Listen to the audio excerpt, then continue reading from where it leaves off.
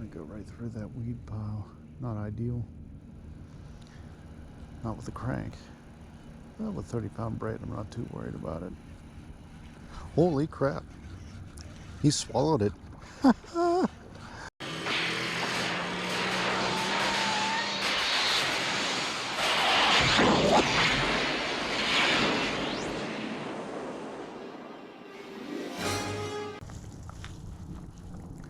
Nothing like being in the beautiful outdoors. Oh crap, a bear. I won't eat you if you give me some tasty fishes. Yeah, that sounds fair. I'm getting hungry.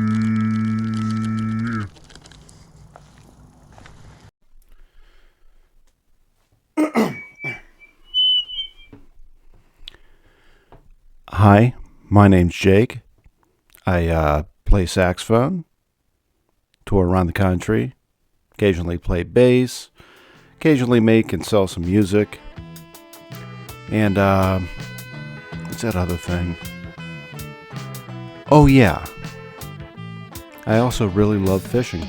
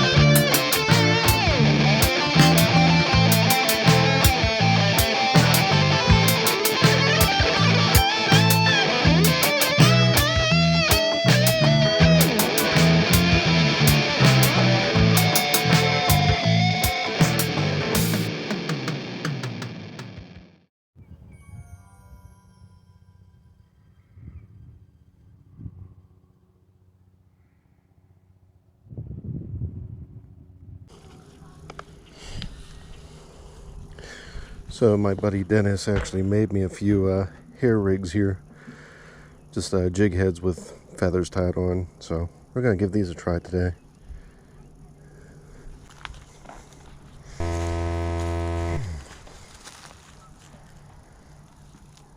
Oh, we already know how this is going to end.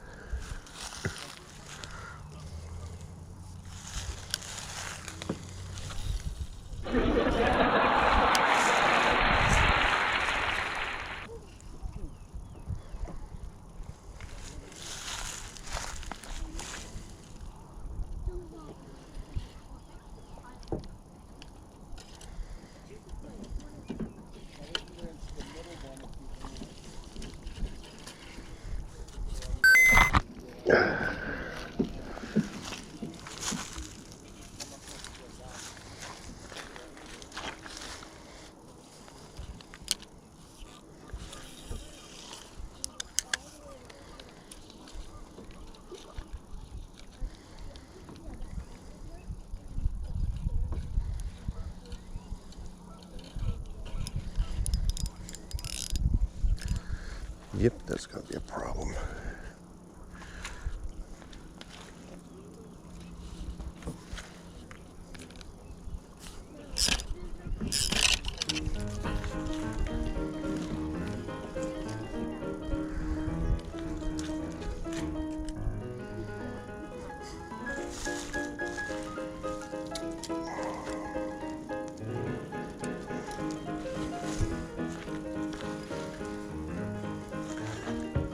moving along.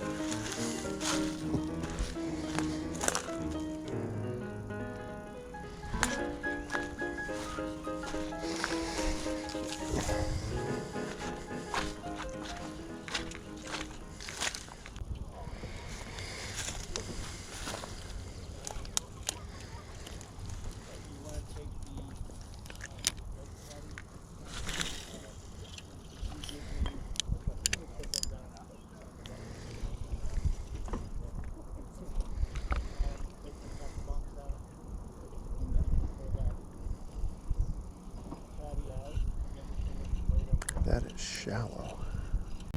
And that right there is why fishing from shore at this lake is kind of tricky. There are a couple deep holes in certain areas that are fairly hard to access. But for the most part, you have very shallow shore fishing, usually around 1 to 3 feet. And with it being such a large lake, it's often difficult to find where the schools of fish are. People call it a dead lake. I wouldn't go that far. I've seen, enough guys pulling out some big stuff from this lake to know that's not the truth. But try to do it from shore, a little tricky. Fortunately, shore fishing in this area wasn't my primary goal. Within a pretty hefty walking distance, there's another area of opportunity. Yes, of course, I'm talking about the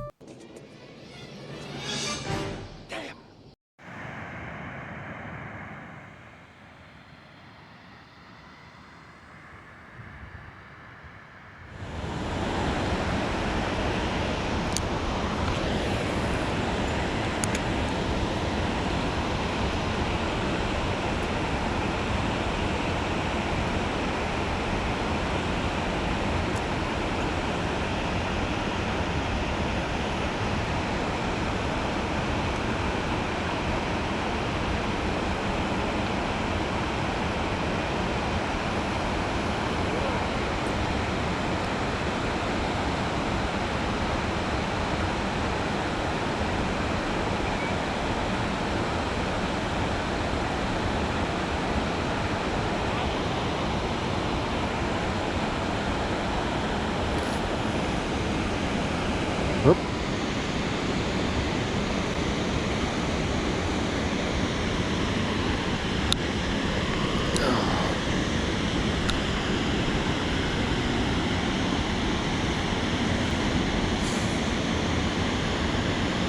Yeah, honestly, that's what I want to avoid today. This 10-pound mono ain't gonna cut it. Well, I'm technically wrong. While a muskie of substantial size would tear apart my old Mitchell rod, the line would probably survive. More on this later.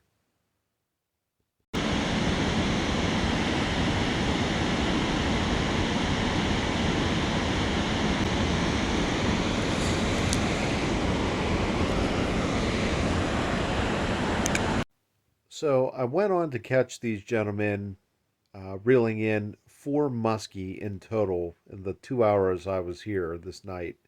They were using, looked like larger crankbaits and jerk baits. Now, everyone does know about this spot, and it filled up quickly. However, the gentlemen closest to the dam were the only ones catching anything, so I drew a few conclusions about this spot.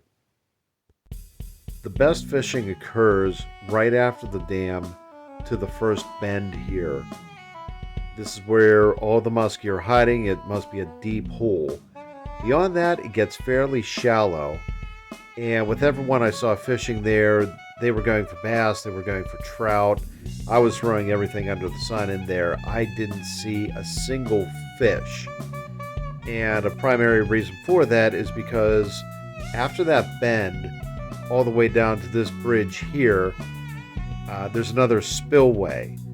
So there's nothing that really trickles up from the lower part of Muddy Creek up to the dam.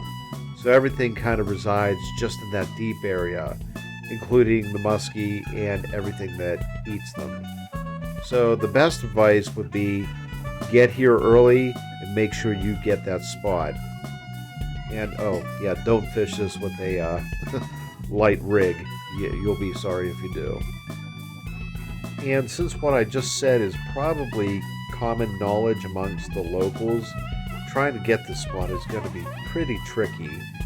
So, if it's occupied, I would recommend checking out the lakeside part of the dam right over here, since it's deeper access without a boat. And you'll probably do pretty well there. It's also worth mentioning that you're going to have to park in the Pavilion 7 parking lot in order to get here. Now, that's about a 1,600-foot walk, and there is some rough terrain in order to get down there.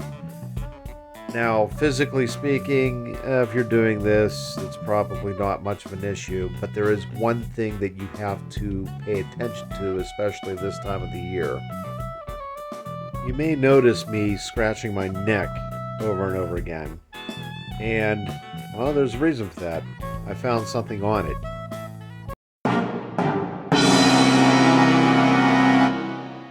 Actually, it's the first one I've ever found on me.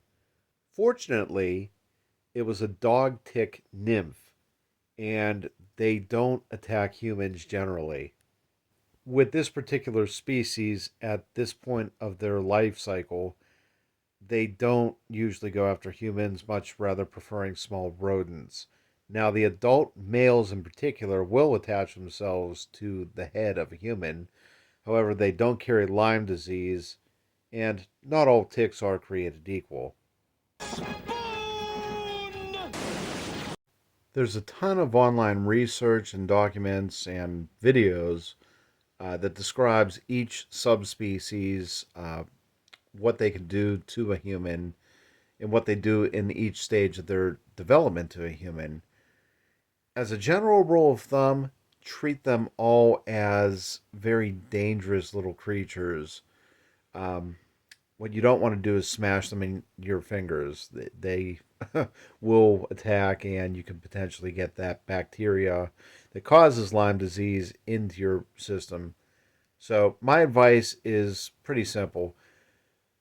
Get to know this species as well as you would any fish, and understand exactly what you need to do to prevent being bitten from one, and especially how to kill one. And they are tricky to kill. Speaking of, this Amazon Prime series featuring the comic book hero, the Tick, is absolutely amazing. It got canceled way before it should have. And do yourself a favor, get onto Amazon Video and just watch a couple episodes. If you're not a fan, hey, that's cool. But if you like the superhero genre and cornball comedy, you will love this.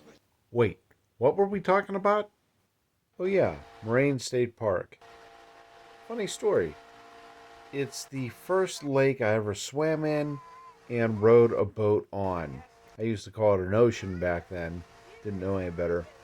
Only later on did I learn that it was actually called Lake Arthur at Moraine State Park, and it's the first boat I ever steered. My dad helped. A little. What's this have to do with fishing? Meh, nothing. I'm just distracting you from the fact that I got scared. Huh? Anyways, off to the next. Damn, damn!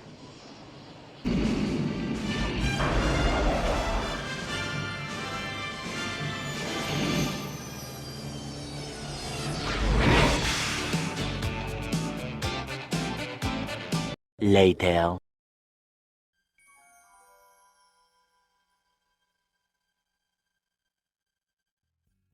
So to recap, I've actually been to this spot last summer. So I caught this post on Facebook, and my friend lives about a mile and a half away, so he invited me up to his cabin to hang out for the weekend, and just watching Frank here, he just absolutely demolished these muskie, and he continued to do so for the rest of last year. So there aren't too many locals who understand this outflow better than he does. And that's a very tricky fish to catch, so the fact that he's able to do it over and over and over again just proves that he knows a thing or two about this species. day I came up last year was particularly a low tide day, so the outflow was relatively calm. The river levels were low. Now, on this trip, it actually just stormed up here hours before I got up here, so the water levels were considerably different. Now, there was someone already fishing the lower bank where I was last year, so I was going up top.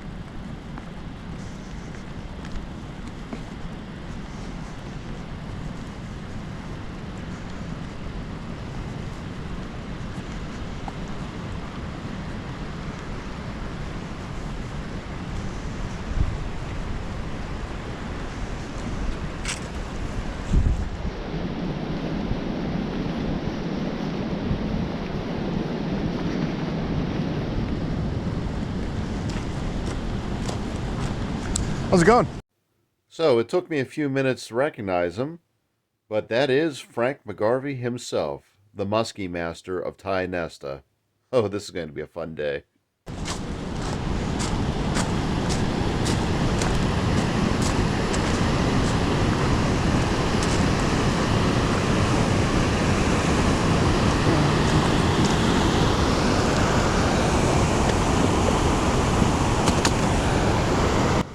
As you can see and hear, the outflow is roaring right now.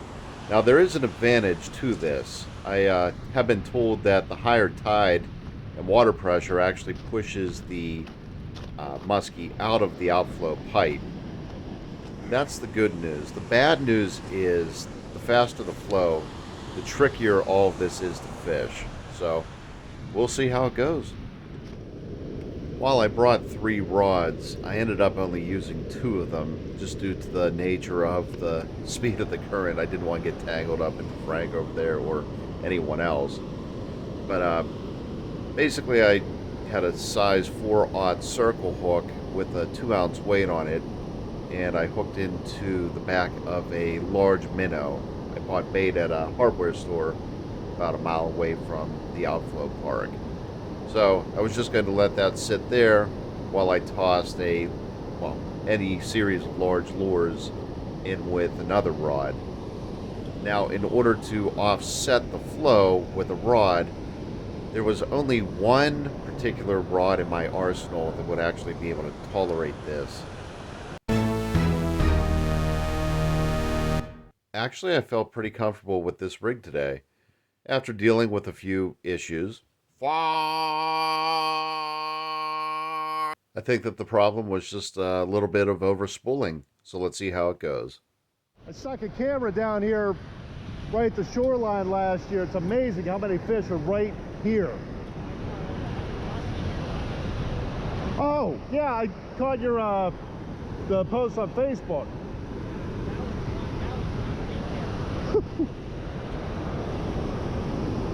Oop. Did I get stuck on you? Did I get stuck on you? Yeah.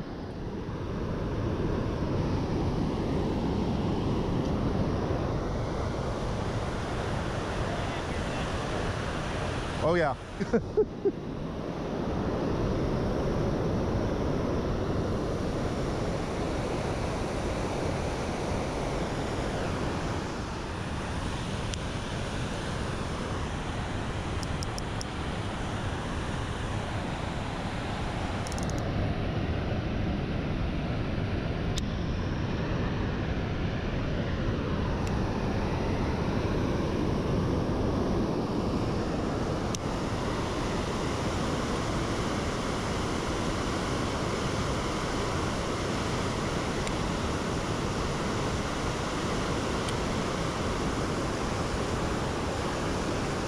That sucker can't even penetrate.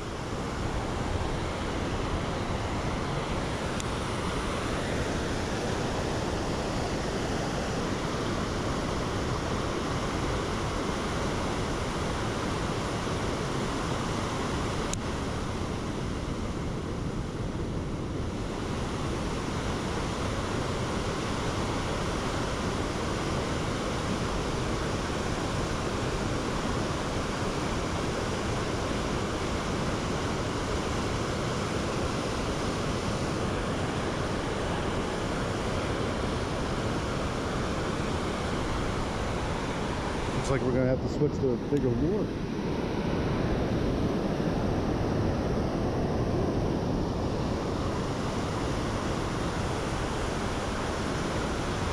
Now, it took some time for me to figure this out, but with the current going this fast, the trick is to find a little opening in the current, basically where the waves get above the bait, and then throw it down. Then it'll actually keep it down. And there was another technique that the bait caster has that I never really used myself, but it allows you to drift down the river if you leave the spool open. So once you cast, don't click it into place to reel it in, but rather just let it flow out. And the water and current just do the rest. And the other thing I was learning, there are little whirlpools underneath this initial wave. So basically, it will just start pulling the lure, dragging around in circles, and just let it happen. This makes me wonder if muskie are used to, if you're familiar with the circling motion whenever you're out on the lake trying to get them, if muskie are used to positioning themselves to these fast currents and basically prefer looking at a bait fish or any type of lure that's circling in that pattern being taken away by the drift. They know it's pretty much easy prey. That's just my theory. Let me know what you guys think.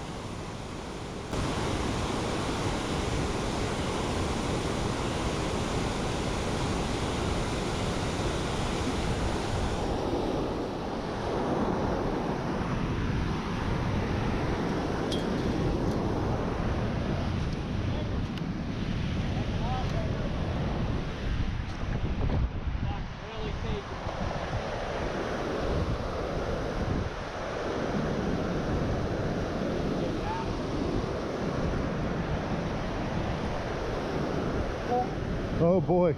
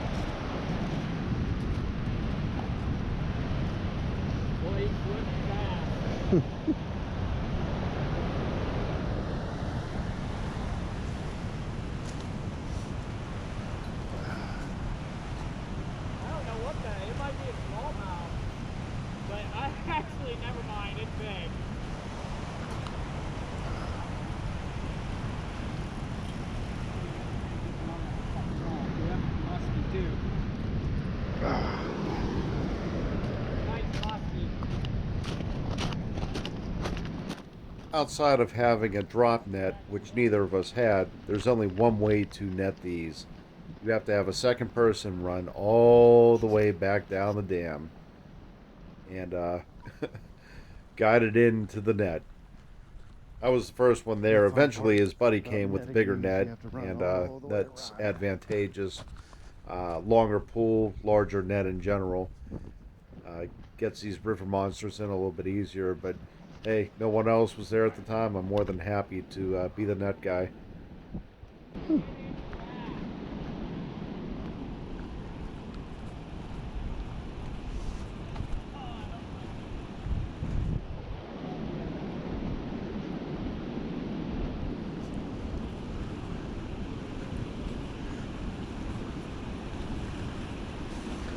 Any luck?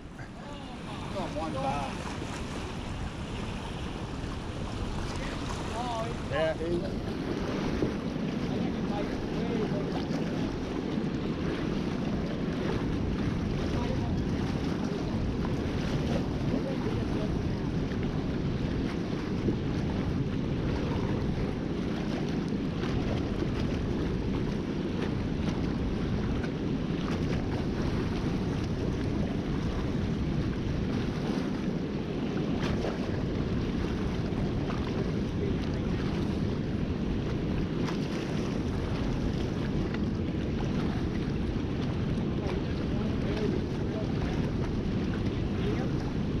Oh, I see him now.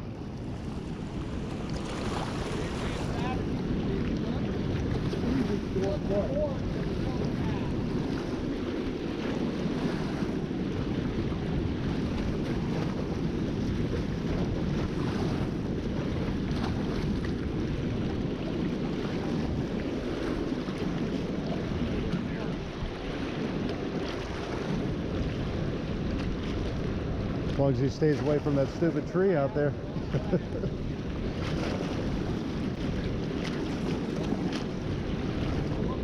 Slow motion.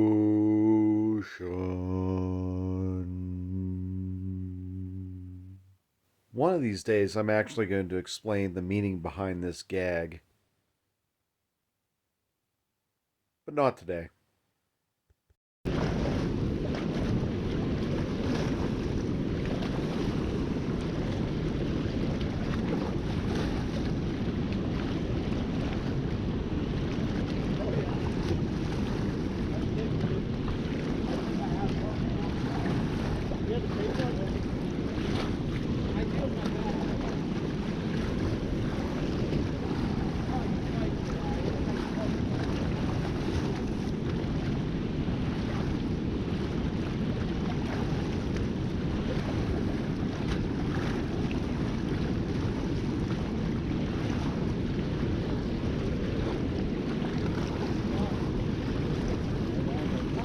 Yep.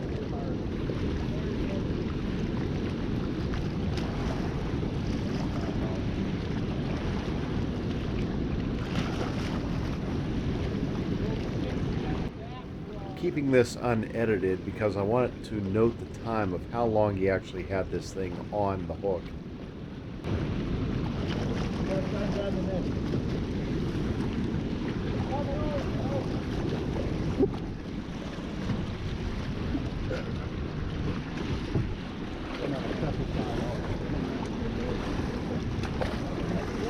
You got him in the gill.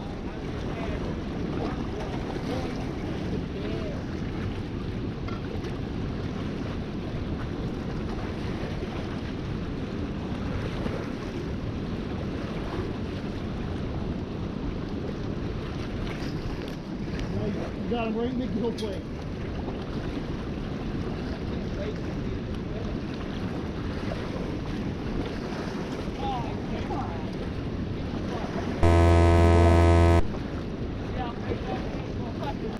Well, the fish broke loose, but it was a hell of a fight. I mean, there's no shame into losing one when you're targeting this species and using a crankbait of all things. It was just a double treble hook crankbait, and it swung up around, hit the gill plate, got underneath, and unlike most species, the muskie keeps fighting harder. If you hit a bass or even a pike, you get under that gill plate, it takes all the fight right out of them. But this species is something special. I think with that in the gill plate, it would take a little fight out of him. I mean, he was still laying there. He was whooped. Did you see how big it was? Probably. He looked really fat. Oh yeah. He was 45 at least. He had a big head. The other hysterical thing of note here, Frank told me he uses 7-pound monofilament line. I want you guys to consider that. Everyone who's going out here with 70-pound, 80-pound braid, you know, a muskie could bite off, you know, up to 128-pound line. Yeah, cool story. 7-pound cheap monofilament. Keep your drag loose and tire them out. Eventually, you will win. So, for any of you want-to-be muskie fishers out there, just keep that in mind. So the beautiful afternoon went on.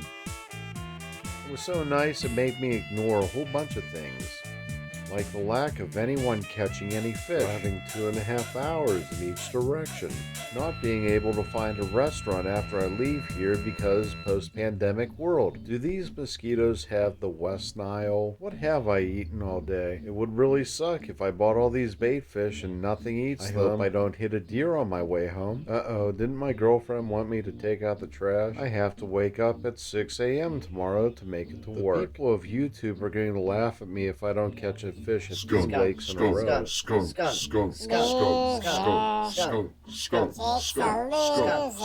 skunk, skunk, skunk, skunk, skunk, skunk. The bad news is I can't recall getting skunked twice in a row in many, many years. Good news is I'm actually really starting to enjoy the bait caster. I know, I said it. Well, I will say this much. Once I got the proper amount of line onto the bait caster, I'm actually kind of starting to like it. The ability to drop your bait in and let the current drift it out to wherever you want it is kind of cool. Now high tide, no fish, that's a different story. But hey, no shame in that. When the guy who catches 100 in one weekend couldn't even catch any, the one that he did hook into got off. You'll have days like that. Welp, off to the next. Damn. Wait a second. This isn't a Back to the Future reference? Well, that's where you're wrong. You see, Doc Brown played this Klingon guy while also driving a taxi while Kirstie Alley was busy at a bar, and her stunt double had to play the Vulcan lady before Doc Brown became a cartoon, but had to be voiced by this guy. This is all part of the lore of Lord of the Rings. You guys really need to know your movie history. Crap. Copyright strike. Doc! Doc! Doc! Okay, relax, Doc. It's me. It's Martin. No, it can't be. Just sent you back to the future. Oh, I know you did send me back to the future, but I'm back. I'm back from the future. Great Scott. Doc! Doc! Doc! Oh.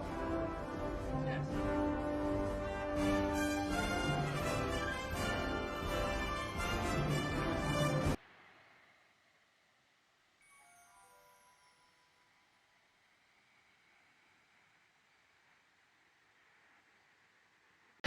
So Harry hit me up when I was at work. Wanted to go out. He had a few hours. I'm like, you know what? I still haven't caught a fish after 2 trips. So here we are. The closest big lake to me, but the one I always avoid because it gets fished out pretty frequently because everyone knows where it's at. But a lake is a lake. Used to come up here all the time as a kid. Since it was so close, we'd always have the old cano bait, worms, and catch panfish, mostly. Now, the old cano bait actually deserves its own explanation. You see, back in the 1980s through probably the late 90s, worms came in a very particular container. They were Canadian night crawlers. You could still buy them today. They came in something that most closely resembles this. And you would see this. The extra cardboard that would be lying around everywhere from the container. And the aluminum ends everywhere around the lake. This is how we used to buy worms back in the day. It wasn't pretty. It worked, and they caught fish. So now, if you're Gen Z or a later millennial, you now know this.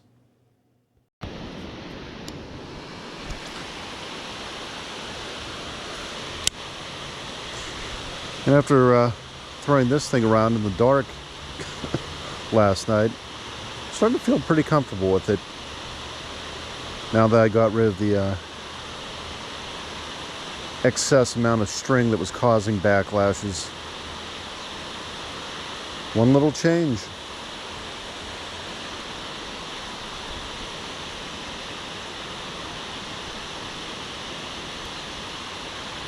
There are muskie in here, not to Tionesta levels, but they do stock them. Problem is, this area is extremely rocky, so I'm a little apprehensive about rocky in a bad way. real easy to lose a lure in this area, so I might just stick to targeting bass, but we'll see what bites.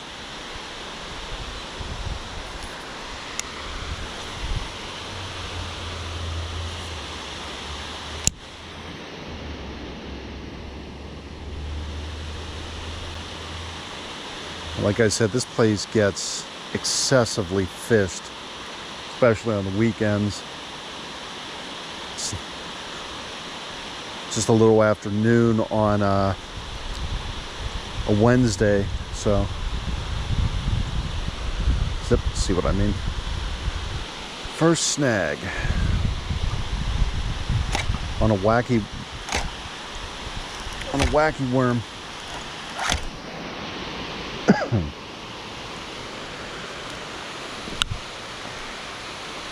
Got 30-pound braid, but hey, it has its limits too.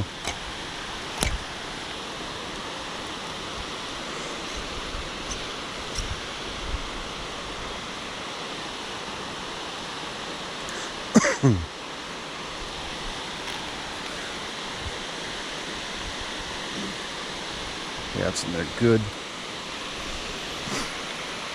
And this is why I usually avoid this dam, even though it's only about 15 minutes away from where I work. There we go. In fact, today it took me less than that. Okay.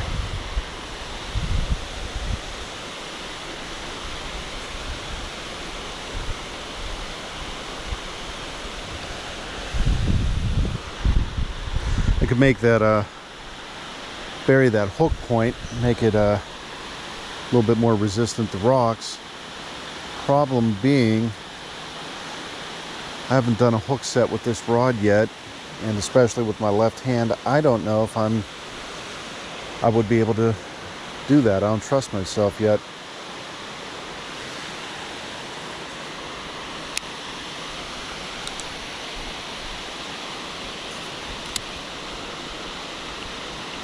Bad cast.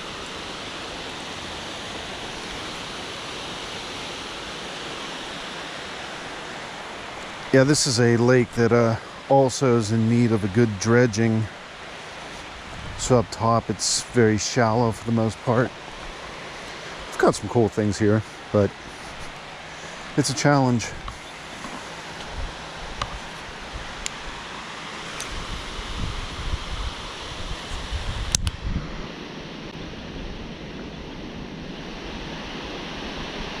This is a artificial lake made by Alcoa, I believe back in the 40s.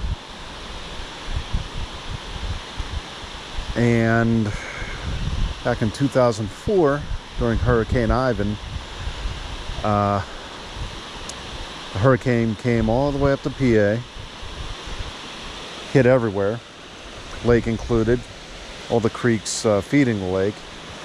Army Corps of Engineers came out and pretty much said, hey, we either release a ton of water or else the whole dam's going to break and we're going to have a massive problem.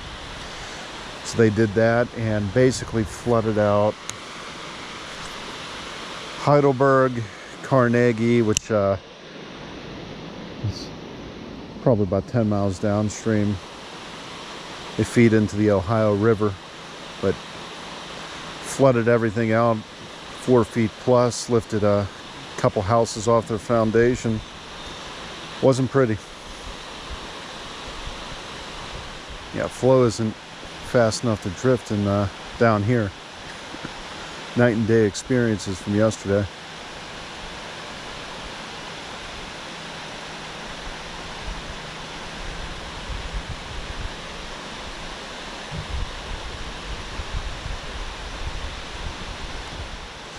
If you notice, last year I went on my way to avoid this lake in particular, just because it's so cliche to me. It's actually not a terrible lake. Lake is a lake. It's actually kind of pretty up there. Suburban area all around it. In fact, there's houses on the far side of the lake over there up on the hill.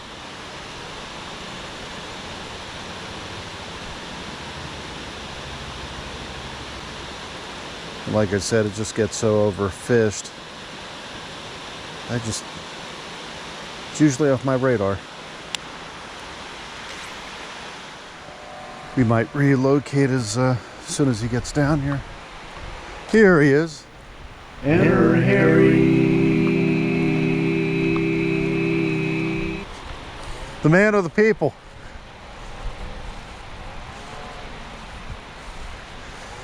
I'm not seeing a single bluegill, no feeder fish. I haven't seen any sign of life down here. Really? Yeah. We might be better off up top or going downstream a little bit. What are you doing? How long you been here? About an hour. Nothing. Nothing. Wow. Including no nuts. You're nuts. What is the fascination? Well, for high currents, it works out pretty well. What's it does for high currents, like I was dealing with yesterday. It works out great. Now it's just There's more no of a. appreciable benefit. You'll never convince me. No one ever will. Well, I haven't caught a fish on one yet. There you go. So there's that. Game Commission said that they tracked 2 or 3 tiger muskie in here. Like, ooh, back up. Going big. Nice. You got an external battery, so you don't have to worry about it running out of juice on you. There's Interesting. you got 9 hours on that SD card.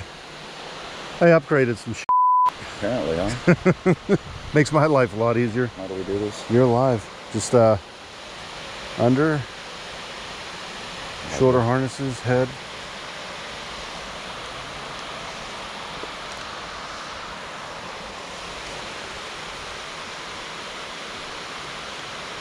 There we go.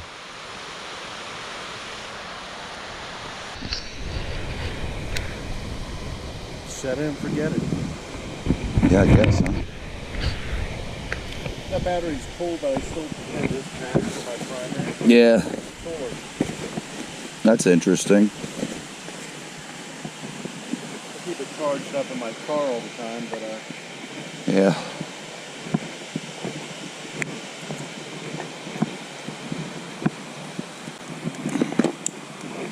I figured out the big problem I have with this one. What's that? Overspooled it. Yeah, that'll do it. I don't give a damn what kind of rod it is, reel it is. If you overspool it, you're gonna have a pain in the ass with it all the time. Well, one guy's watching on YouTube didn't know his measurements. He's like, oh yeah, about 1/8 of an inch. I'm like, no, actually it should be about 1/4. Yeah. Makes a big difference. I used it all day. Had the other two just large minnows as bait. You end up catching anything? No, guy next to me lost a 45-inch muskie though. Caught it jumping out of the water. We're trying to net it. We bought the thing for 5 minutes. He said it was a tough day just because of how ridiculous the flow was. That spot's always like that up the one that you walk to? Or no. I'm talking about the one on Moraine. No. That was the other day. Yesterday I went up to Tionesta and he's like, yeah, it's a double-edged sword. That flow does a great job at knocking them all out of the pipe. Yeah. Them into this bay. Oh, look, a sign of life. I saw a fish jump over there. Where? Beyond the rocks. Right in between, there's a little splash in between that big rock and the first one up there. Right about there.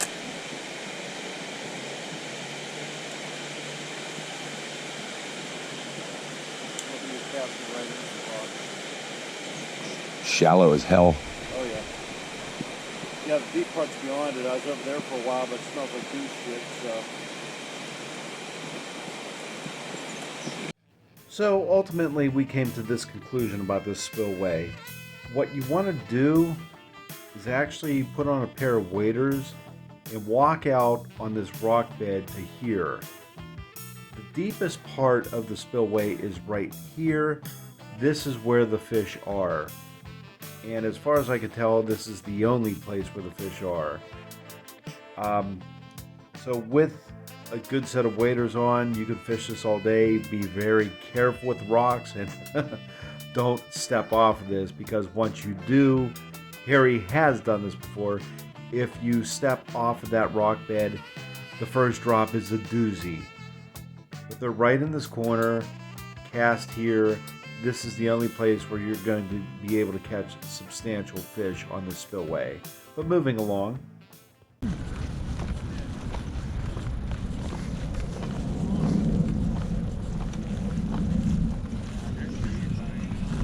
Hot day. Yeah, right. All those fish going deep.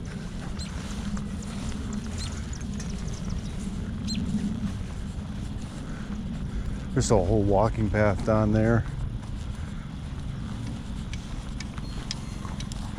I don't really want to bug them with stationary fishing.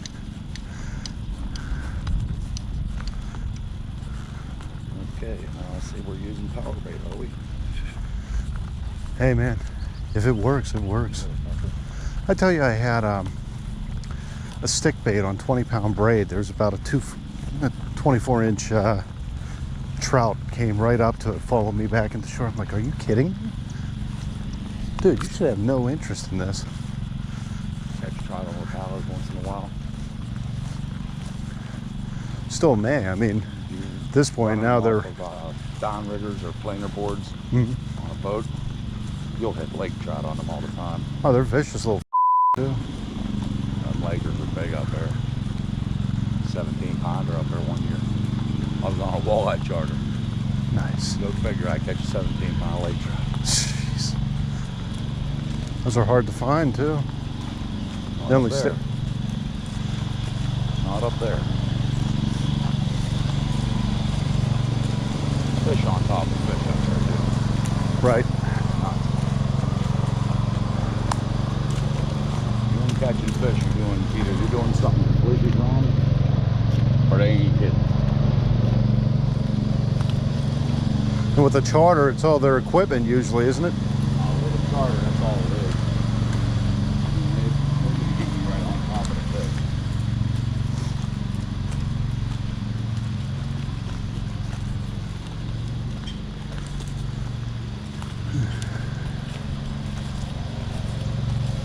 Over the river and through the woods. That's fishable spots up at the other end. What's that? We should have just driven up there. Already halfway there.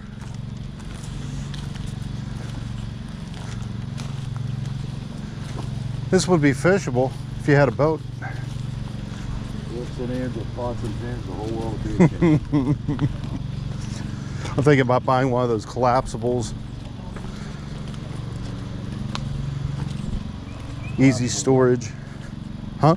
Collapsible what? Kayak. Oh. Something about them I just don't trust.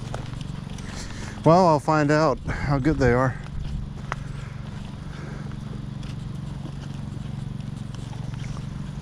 Got my dad's car cruises I'm taking over next week. That's cool.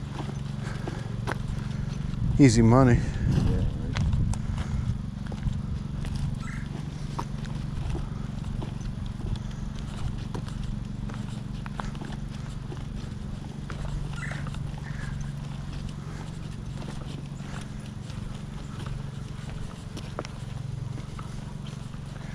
You bring water with you? No, I went to the store, I was gonna get some, they didn't have any. I got a big bottle. I barely tapped my first one yesterday, so if you need it. That's the worst BP I've ever been to. BP accepts your challenge. Right there. Yeah, I bet they do. I'm sure you're worse than raise you 5. All them towing stores are run like this, okay? Yeah.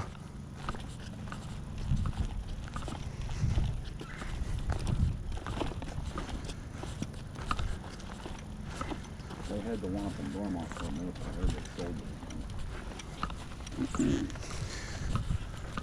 That's on the side of our bar. Oh yeah.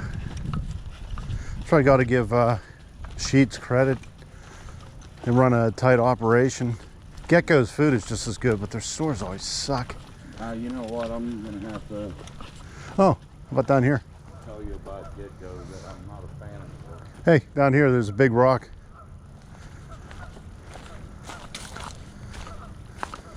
Used to be you could get something decent for a cheap price and get in and get out. Their prices have gone through the roof. Yeah, well, so is everything else. But you know what, dude? I'm not giving somebody $15 because they made a sandwich for me out of $3 worth of stuff. I'll just go buy lunch meat and do it myself at home, you know? Fair point. Yeah, this will work real nice. For the price of one sandwich here, I could eat sandwiches all week at my place. There's something going on up there. I see it. Probably a carp.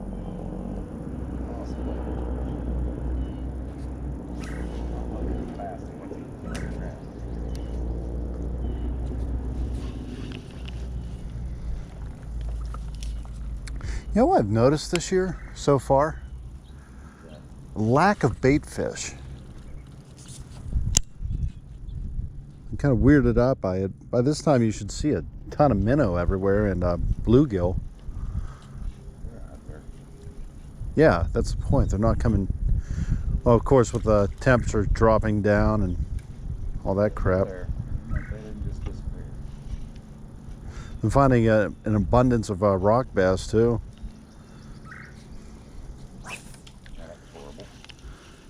In fact, when I went down to Ryerson, man, there's a creek down there. I had easily over 100 trout right in front of me. Yeah. All piled up, but watching their behavior, it's funny. Found a Keller trout magnet they liked, then they're all going after it. One gets hooked, got off. Then all of a sudden, nope, we're done. There's something wrong with that. Unless I switched angles. Sure.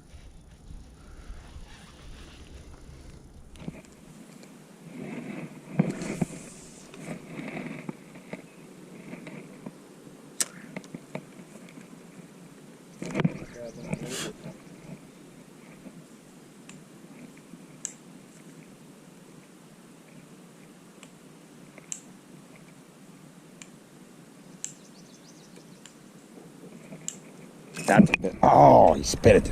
That was a fish. Son of a fish. Son of a fish.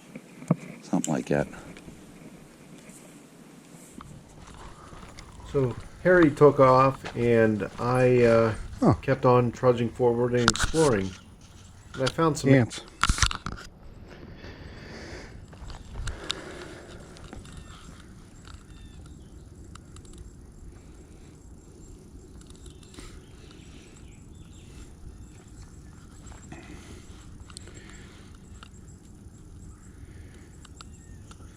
Probably found a worm or something. They're chewing on it.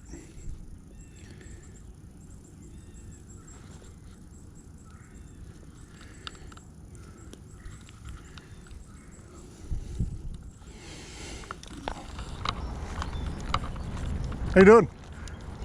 Any good? Nothing yet. They're killing trout all over by the dam, but I'm looking for bass. Yeah, but we caught a little one. They're in there. Yeah, Just I know. sporadic right now. Those and panfish have just been kind of hovered in the center with all this cold water we've been getting. It's a pain.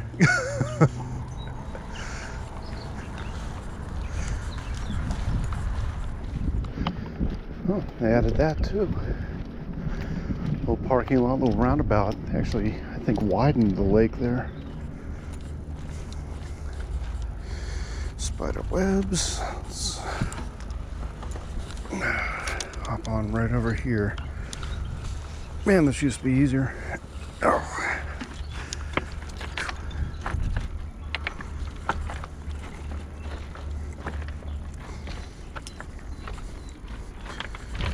Some nice cement slabs now. That's cool.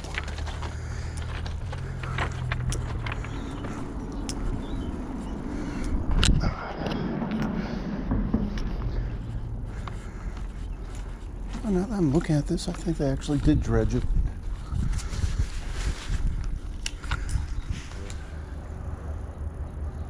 time to come out for trout.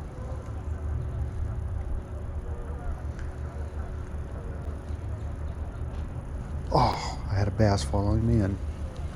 They're curious.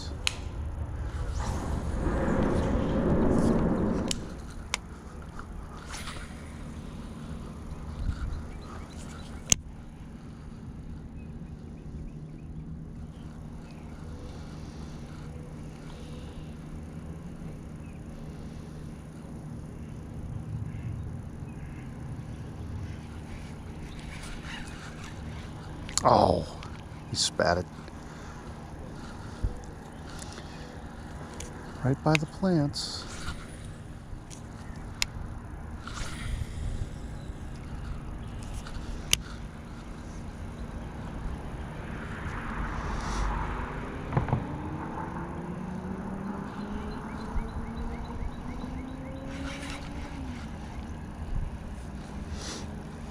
Keeps biting me right there.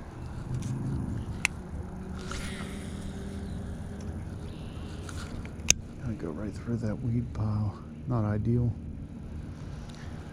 Not with the crank. Well, with 30-pound braid, I'm not too worried about it. Holy crap. He swallowed it.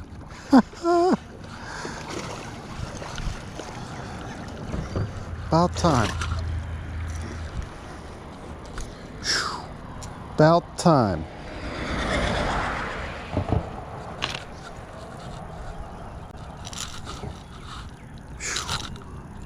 Wow.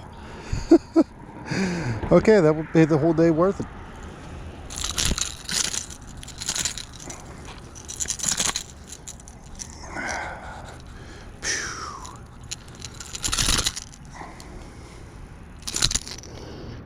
Don't want him to throw that treble into my thumb. Oh man, he's got good on the tongue. Okay, we're gonna do this, buddy.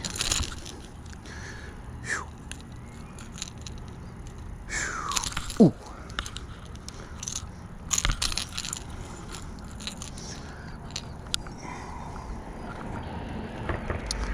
Kept these in my pocket for a reason. Hang tight. There we go. Almost. There we go.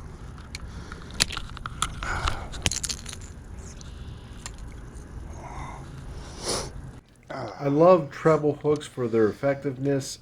I hate the fact that sometimes you could do minor laceration to the inside of the fish's mouth, which is what you're seeing bleeding out right now. It's not too serious. The fish will survive, but it's not my favorite form of catch and release. Knew something was in there fighting me.